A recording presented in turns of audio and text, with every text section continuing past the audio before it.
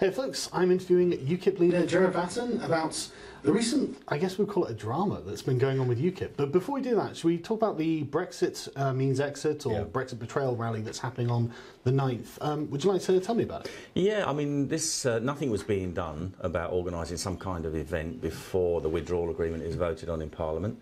So I thought this would be a good idea to do something. I happened to be talking to Tommy Robinson, and he said, how about doing something together? He's got access to many tens of thousands of contacts on his social media. We've got our thousands of members, so I thought, yeah, why not? And then we'll do an event where we can talk about Brexit. And of course, it's the great Brexit betrayal rally. Yes. That's a bit negative because I prefer Brexit means exit, dump the deal. So is that about free working titles as we go along? But that's the substance of it. That's what it's going to be about. Get as many people as we possibly can out.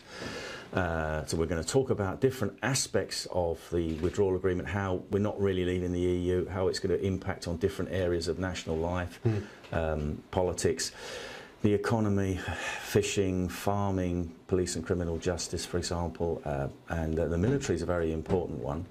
And we're going to talk through these with different speakers. And of course, I'm always being told I should, by some of my colleagues, I should concentrate on Brexit.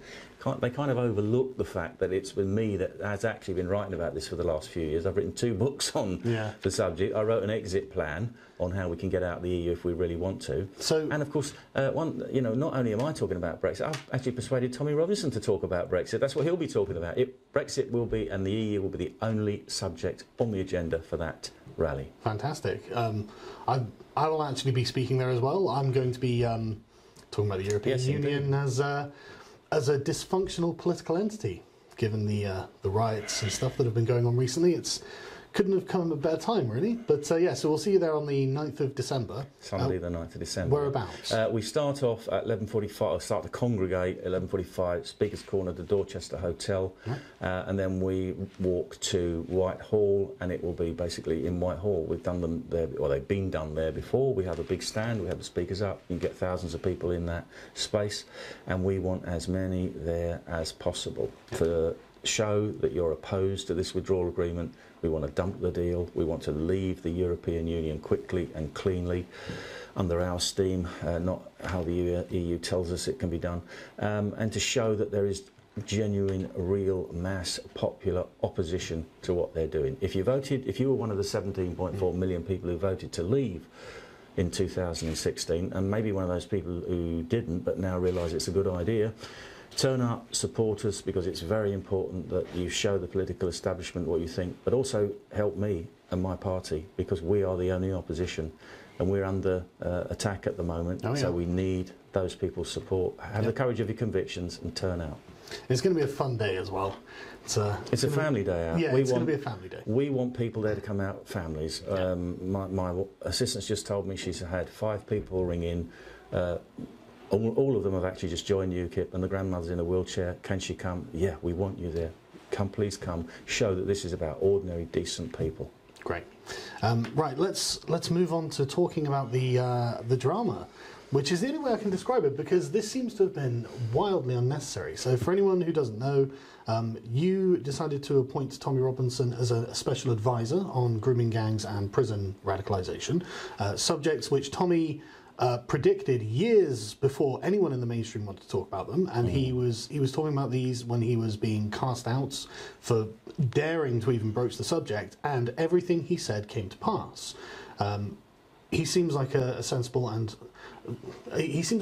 choice, given the fact that he knows a lot about these things and he has been talking about them for years. And Nigel Farage tabled a vote of no confidence against you. Not true, not entirely accurate. Sorry. Yes, you're quite right in the sequence of events that led up to this, because I originally said that I would like there to be a vote of our members on whether they allow Tommy Robinson to join or not, because we have a rule in our constitution that says we can have prescribed people who belong to certain parties which are prescribed, we don't allow them in. And he was briefly a member of the BNP, which he explains as a youthful mistake. He didn't realise what they were about. He was the founder of the EDL. The EDL is on that prescribed list, even though it never had members. It's a bit difficult to prove who was in it, although he obviously was, because he led it.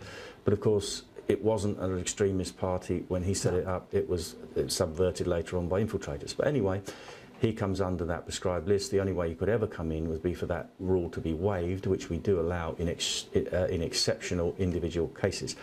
And I said the way to resolve this is to have a vote of the members. Our National Executive Committee said, not at the moment, you can't do this until after the 29th of March when we've left the EU, because they want to kick it in. They don't want this to be an issue. OK, fair enough. I accepted their decision on that. It's a democratic decision. But then I decided I still needed his input on these two subjects. And also I wanted to encourage all those people who actually think that he has something to say, that we're not abandoning him, that we still want to associate with him in some way. And that's what's got me into trouble with some elements of the party.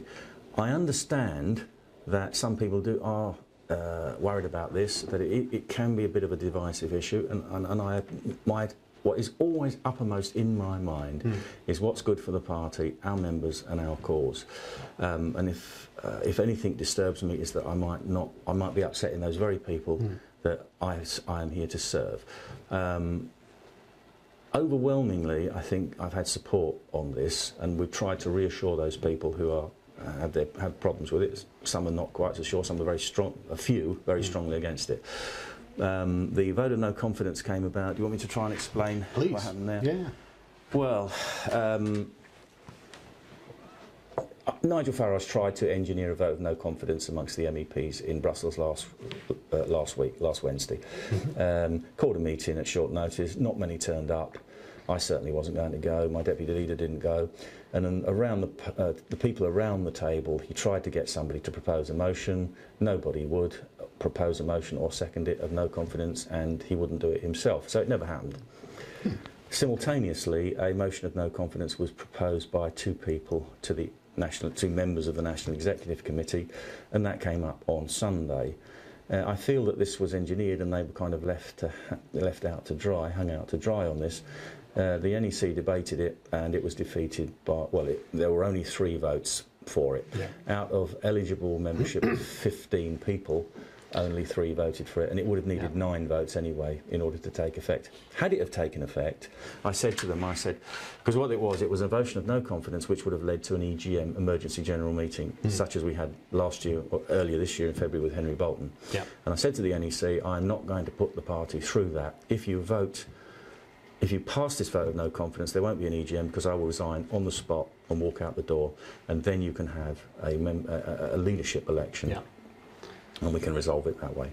But, I mean, would it be accurate to describe it as a landslide in your favour? I think, I'll be perfectly honest, there were people around the table, and I can't talk about the discussions because it's in confidence, but there were people around the table who had their misgivings about this, some much stronger than others.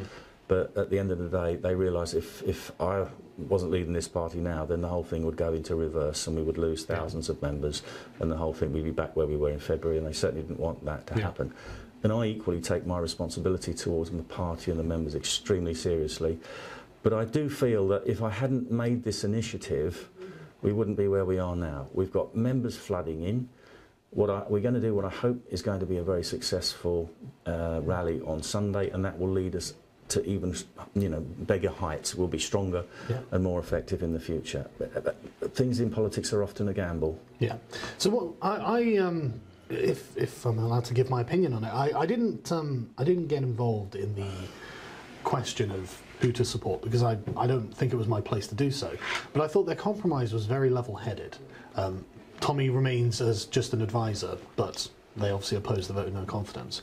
I thought it was a really good thing. But so I wanted to address some of Farage's criticisms with you, because I think that it's he's raising points that should be addressed, and I find it kind of frustrating that he won't openly converse with people on the other side about these things.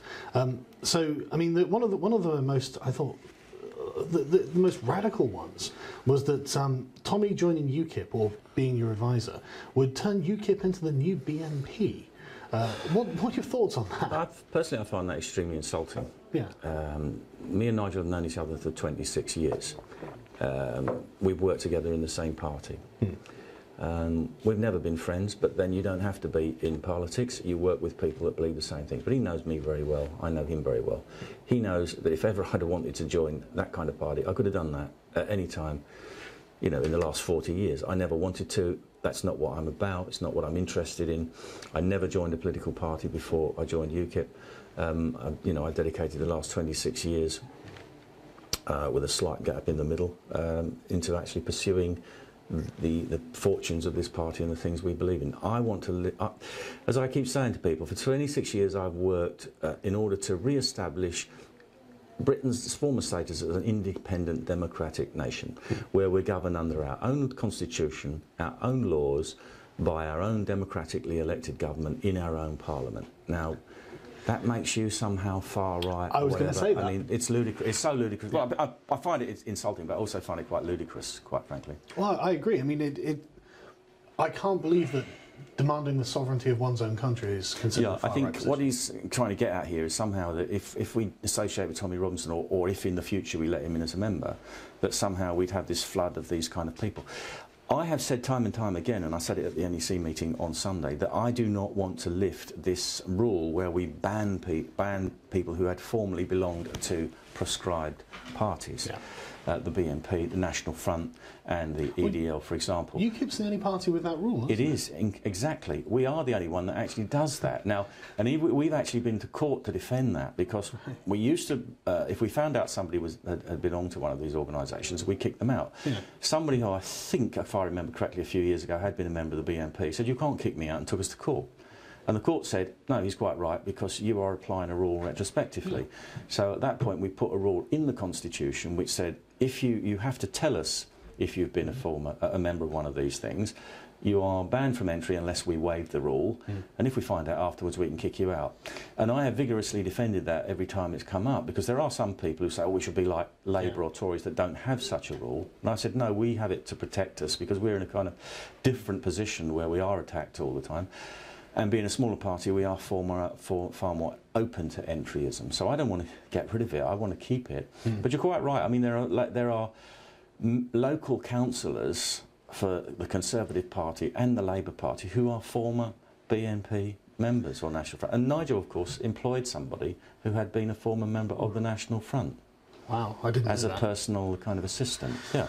So I think there's a degree of hypocrisy here as well. Yeah, I think it's also pandering to the kind of progressive consensus as well in the mainstream media, as if like pandering to this kind of stick that they regularly try to beat almost everyone with. But anyway, so one of the things that I noticed about Farage's criticisms was that the people who are supporting Tommy, I mean, to sum it up, it felt like he was being rather classist, as in saying these people are lowbrow, thuggish, and I mean, do you feel that's an accurate characterisation of Tommy's supporters? And absolutely not. If you've been out to these, I've been on one. You have, of course, you have, because I've seen you there. Been out to some of these rallies. They're ordinary people. Not all working class. You get, you get higher kind of class of, if that's not the wrong word, different class. It cuts across social classes, and I've been surprised how much it cuts across social classes. Support for what he's saying. And support for him. But in those rallies, you get lots of ordinary, decent, working class people, husbands and wives, families. Yeah. And these are the people who were the backbone of the vote in 2017. We know that to a certain extent, don't we? Yeah. We've got the other side, the Remains, always telling us how ill-educated and ignorant the Leave people were. We know that because it's been said, hasn't it? Over and over and over. That won't stop saying. Yeah, I mean, that isn't true in itself, because there were lots of highly educated people who voted Leave. But yes, I do think there is an element of class prejudice here, is that somehow these people, their view mattered when they were voting to Leave, but doesn't matter when they have some other views that maybe Tommy Robinson isn't wrong about everything, and the kind of policies that I'm promoting now, which everybody can read in our manifesto, by the way. There's nothing mysterious about it. I wrote it and published it in September at our conference. And generally everyone that's read it is approving of the policies that are in there. They are policies about being a populist party in the real sense of the word, in my view, which is a party whose policies are popular with most of the general population, and running the country for the benefit of your citizens, not some internationalist ideology or globalism.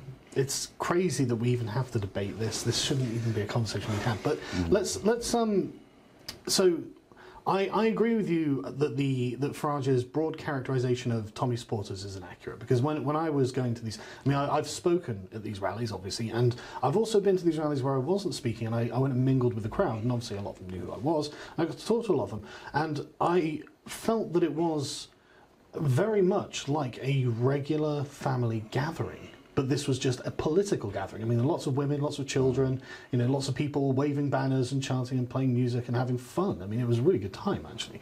But I think it is fair to say that there is a fringe element of, say, I guess we would call them like the football lads or something like that, that can be rowdy and can be rough. And you know, they're the people who do want... not necessarily want, but they're happy to confront the communist protests, the radical Antifa types who come down to cause trouble.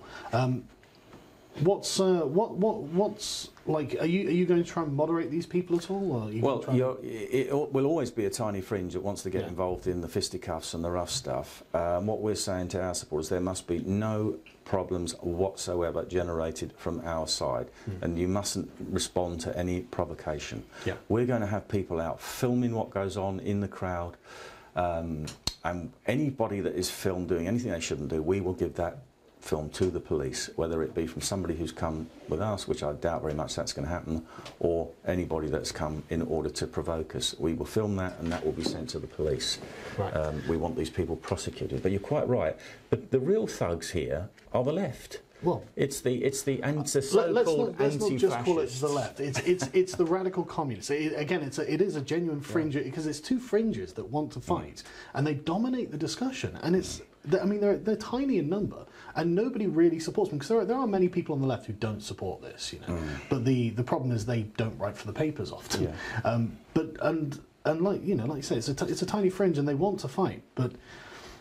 I mean, I think the most we can do, because obviously I'm a member of UKIP for anyone who doesn't know, I think the most that UKIP can do is, like you say, cooperate with the authorities. You know, we've got cameras, we've got all of this, you know, handle on all the footage, and have these people prosecuted if they do something wrong, which I think is all anyone could ask. Well, what we always do, I haven't had any hand in organising this, I'm just liaising with people that are, but what they always do with these things is ask the police to keep the two sides away, because you'll get, the last one I went to, you've got the so-called anti-fascists, the real fascists, at one far end, screaming to get close to the people at our rally, and the police's job is to keep them apart. Yeah.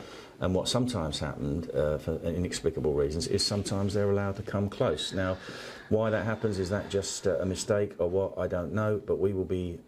Our people who are organising this, or the people that are organising it, will be impressing on the police that these two groups have to be kept well apart from each other. We don't want any problems whatsoever. Totally down with that. So what do you make of the criticism from the sort of far-left Guardianista types, who are saying that UKIP is now a violent extremist party? Sorry, I shouldn't be profane here. What is more ludicrous? I mean, you've been to some UKIP meetings, haven't you? Oh, yeah, they're many. Bunch of nicest people you could hope to meet. You know, I mean, I had trouble running for the bus. I'm going to be a violent extremist. I mean, it's ludicrous, absolutely ludicrous.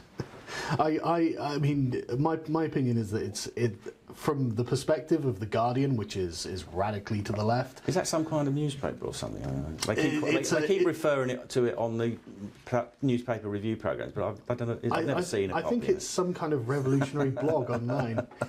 Do you think another one of Nigel's criticisms is that he thinks that taking on Tommy, even as an advisor and accepting his support into the party, as I said, I don't think he's accurately representing them, but he thinks it'll hurt the Brexit cause. Do you agree with that? He's done a bit of that himself over the years. I mean, for example, if you want me to give you a specific example, he was very keen that we have a candidate in the last European elections called Amjad Bashir. Amjad Bashir actually left us soon afterwards to go to the Tory party. He was promoted by Nigel and the then chairman, and they knew at the time that his nephew actually had a conviction for kidnapping. A serious conviction, served time in prison. That information was given to them in a dossier that this person could cause us some problems by association with somebody who was supposed to be his nephew. Nothing was ever done about that. He was allowed to stand as a candidate. he won, and I think he left us within a few months to go and join the Tory party because he had no loyalty to UKIP. And we've had lots of cases of that, not people involved in any criminal activity, but people that Nigel brought into the party, like Marta Andreasen, for example, who was the best friend since sliced bread for about 3 months until she got fed up with Nigel and left the party back. That was in 2009, I think she won her seat. And we've had this time and time again. So I think I've got a much better track record than he's got. Yeah, to be honest with you, I mean, Tommy's supporters are natural Brexiteers. You know, these of course they are, yeah. Yeah, it's, you know, again, if this is the far-right position of demanding sovereignty for your country, then, I mean, these people have been saying it for years. These people are the ones who are voting for UKIP in the run-up to the election that forced the Conservative Party hand. So yeah, and I've met people there who voted in the referendum to get out, but don't vote for a political party. Yeah. Why would they? They don't represent them. They're not interested. But a lot of people were actually motivated and galvanised to go out and vote in that referendum because they could see that it was an issue. It was a yes or no question on an issue that was very important to them. Yeah. They want to live in their own country, governed by their own laws. They don't want laws made in Brussels, and they've seen what the damaging effect of that is. And of course, the biggest single thing that people realised the European Union made them realise the European Union was actually in control of their lives was mass uncontrolled immigration. Mm-hmm. You come out of this office now and walk down the street, you'll see people sleeping rough on the street, and I talk to them. A lot of them come from Eastern European countries. Yeah. They are allowed in purely and simply because they're Eastern European citizens. They've got nowhere to live, they've got no job, they sleep rough on the street. What kind of immigration policy is it that allows that to happen? It doesn't. Irresponsible one. It doesn't benefit them and it doesn't benefit us. And there's been a demonstrable benefit since the referendum of Eastern Europeans returning to Eastern Europe and wages rising, unemployment going up because suddenly for the working man now it's becoming a sort of seller's market for labour, because before it was a buyer's market. Well, you're the philosopher, but well, more than I am probably.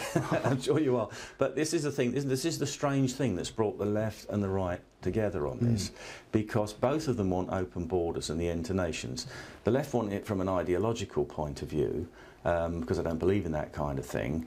And the right wing, the globalists, right wing is the wrong word to you, but the globalists, the internationalists want it because they want cheap labour to be flooded across borders. It's an inconvenience to them. Yep. So you've got these two completely different strains of thought meeting in the middle, for the time being anyway, that they both want the same thing, which is the destruction of the nation state, supranational organisation making laws, which gives them what they want in the short term. I think in the longer term you'll see an even bigger conflict between these interests when they find that they don't actually can coalesce for a very long time in the same direction. I don't know what you think about that. I actually think that was a great summary of it, actually, and I think that this is why I think trying to portray UKIP as far right is the last ditch attempt they have at preventing a genuinely populist party that isn't necessarily either way, but is more set against the issue of the neoliberal consensus, the free movement of capital and people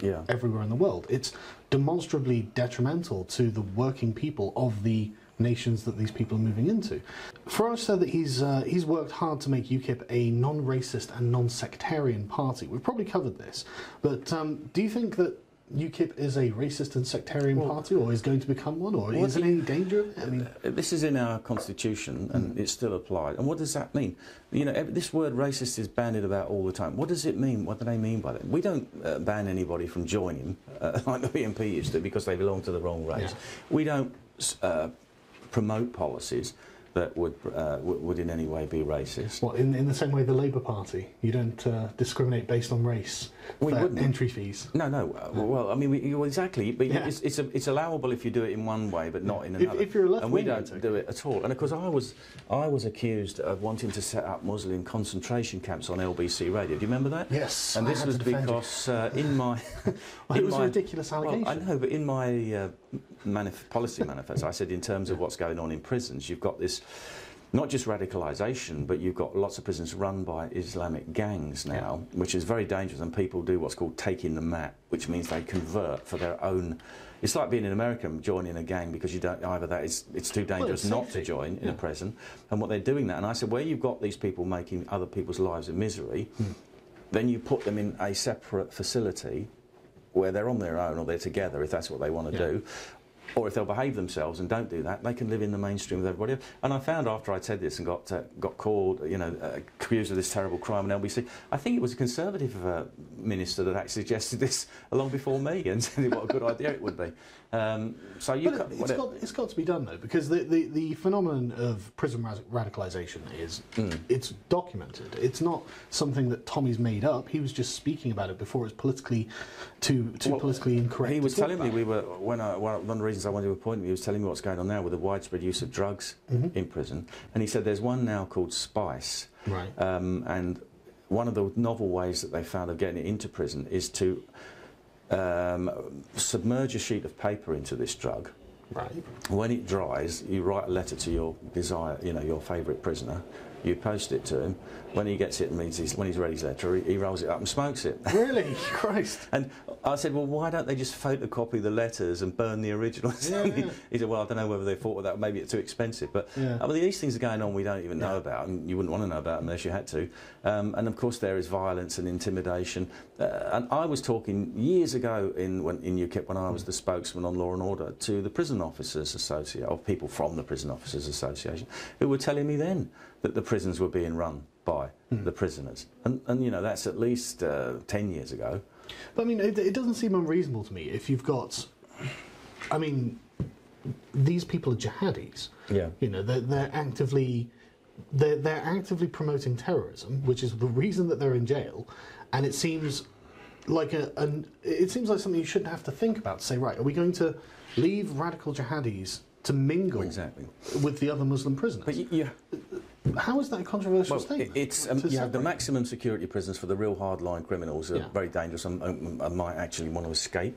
Yeah. And then you've got the run-of-the-mill prisons, and then you've got the open prisons for the white collar, for the MPs and whatever, and cabinet and members of the House of Lords who've transgressed, and you put them in there so they have a cushy life and they can go for a walk, and then they're in there for 6 months or 9 months and they go out. And then if you've got people in the middle there who are then making other people's lives a misery, they're intimidating them, they are radicalising them or forcing them, what are you going to do with them? You've got to have somewhere separate to put them. Yeah, you can't allow them to otherwise, if you don't take the rotten apple out of the barrel, it's going to destroy the whole barrel. So and I think people forget that the networks that form in these prisons don't just stay in the prisons. Yeah. That's, I think, one thing that people generally don't think about, because after the person leaves, then I mean the networks aren't just in the prisons either; they're outside. So it drags people into a realm that obviously, your average Muslim person doesn't want to be in, and they don't want to be put into that position, and they would probably thank you for separating them from the Anjem Chowdhuries of the world. Sure. You see, I get into trouble for this, and Nick, the great Nick Ferrari, was on LBC this morning castigating me as a terrible person because I've said Islam is a death cult. Well, Islam is a cult because it's created around one person, Muhammad himself. Mm-hmm. All of their texts go on about killing infidels, making war on infidels. Yeah. If you are a Muslim and you leave the religion, they're entitled to execute you, to kill you. So there's a lot of death in it, isn't there? So I think it's not unreasonable to call it a death cult. To me, that's a kind of statement of the obvious. But a lot of people... It's uncharitable. And if you are born into that religion, then, of course, it's very difficult to leave because, I've met plenty of ex-Muslims whose... their lives at best are made a misery. They lose their families. They're cut off completely. Often they're in physical danger. Yeah, I've had them tell me where they've gone into a corner shop and been chased out because they won't be served because the person knows that they're an ex-Muslim, and at worst, they can actually be killed. Yeah. So, and I get told off for saying it's a cult. I mean, I think he may not agree with me, but how is it make me a bad person to say it, or it's not, or it's an unreasonable thing to say? I think it's worth distinguishing between the hardline fundamentalists and the sort of lay Muslim who they're more liberalised. Which I do. I don't criticise the individuals. I talk about the ideology. Now, you may get people who say, "Well, I don't actually take much attention to the rough bits there, and I'll just do the nice bits." Fair enough. That's their prerogative. What I'm talking about is the ideology. And if you are a literalist interpreter of the ideology, you end up with the extremism. Agreed. Agreed. I totally agree. I suppose one of the main questions I think a lot of people want to know is why choose to appoint Tommy now, given the catastrophe that is Brexit in process? Shouldn't we be cleaning up by just talking about Brexit at this point? Well, one of the reasons, he's, as I've had conversations with him over the last few months, is that I first met him at Freedom of Speech event, and we got talking about freedom of speech. It wasn't the Islam thing that we got friendly over. Lord Pearson had promoted him, the UKIP peer, Lord Pearson. Tommy then came and interviewed me. Pearson did an interview with him, so I thought, well, okay, if Pearson's talked to him, it's okay for me to talk to him. He came along, he did an interview with me, which I enjoyed very much. Found him quite an engaging personality to talk to. And we talked about a variety of things and where UKIP was going. Then I went to the freedom of speech rally that he was talking at, and then, of course, shortly after that, he got arrested and banged up. I think he went 4 months in solitary confinement for something that it then turns out wasn't a crime. I sat in the court when the appeal court case was heard, and we expected there to be there all day. We were there for about 20 minutes maximum before the judge threw it upstairs to the Attorney General, because it was obvious that there was no case to answer. Prior to that, Tommy had said to me he really only wanted to be involved in the media. He was promoting his own career as a kind of journalist, going around talking to people, and revealing stories to do with the things he's interested in. And then when he came out and we chatted, he said, well, he realises the only way to change anything is actually through the ballot box, through democratic politics, and that means being allied with the party. Which is why I thought, well, if he's prepared to support us, I can't not support him. So it's the same attitude you had towards the YouTubers, isn't it? Yeah. I mean, let's face it, I'm getting things thrown at me that you chaps had said. Oh, I'm so sorry. By Nick Ferrari, nonetheless. Really? Oh, yeah. I said, well, I don't know everything they've said. Oh, you ought to. You should know what they've said. Oh, I've got nothing better to do than, with all due respect, Carl, see what you've said for the last 10 years. I do a lot of work online. I wouldn't expect you to. I wouldn't expect you to know what I've said either. No. But no, I mean, that's where we are. I mean, he said he'd support what we're trying to do, so I thought it would be cowardly of me not to come out openly and support him. I gave him this. I do wonder if I made a wise decision, but I've asked him to do this for us. And of course, what he can bring to the table is access to 1 million Facebook followers. Now, we've got quite a lot of people. It's quite difficult now. We've had to scrap a mailing list that we had of, I forget what we had it on now, a couple of 100,000 people that we built up over the years. We can't contact them anymore because of GDPR. Right, okay. Because we haven't got their express permission to write to them. They're not members, they're just people who've contacted them over the years. So I can't write to them and say, can we invite you to this? I'm not allowed to do that. So we can only do that with our members. But Tommy has his own arrangements. I think Ezra Levant is helping with this from Rebel Media, and they've got their GDPR aspects of this all covered off, I'm told, so they're free to invite people to along to that. And this is what we want to do. We want to get as many people. So, yes, I'm taking a few risks, but if I don't, then I could be gone. I can retire next March if that's what I choose to do. UKIP will then just stagnate and fade away unless I build it up to a level now where it's strong enough to go on and project further upwards after that. Fantastic. So the last question is going to be a bit of an unusual one, I think, but this is something that numerous Americans have asked me, and the numerous American commentators, in fact, have said that you're very much like a British version of Donald Trump. Now, I think that they mean in the way that you are unapologetic for the things that you're doing with UKIP, and the successes that you're having, I think, are probably coming from that. How do you take that?